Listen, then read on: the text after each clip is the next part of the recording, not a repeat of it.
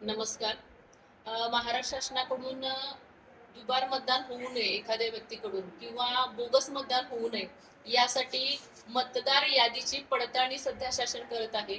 2002 सालची जी मतदार यादी आहे यानुसार 2024 सालची जी मतदार यादी आहे याची तुलना होणार आहे आणि यासाठी आपल्या प्रत्येकाच्या घरामध्ये BLO येणार आहेत.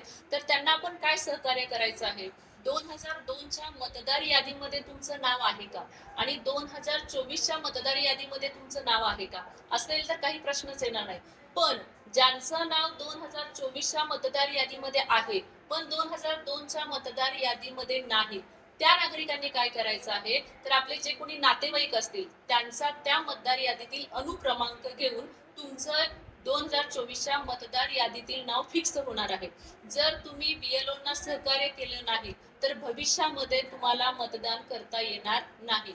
जे नवीन मतदार आहेत साहजिक आहे की त्यांचं नाव 2002च्या मतदार यादीमध्ये नसणार आहे.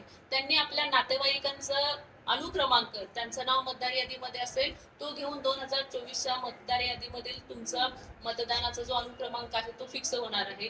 ज्या विवाहित मुली आहेत, नवीन सून आहेत, त्यांनी सुद्धा आपल्या सासरचे जे मंडळी असतील किंवा आई वडिलांच्याकडे त्यांच्या मतदार यादीतील नाव असेल तो अनुक्रमांक घेऊन आपलं मतदार यादीतील नाव तुम्ही नक्की करू शकता.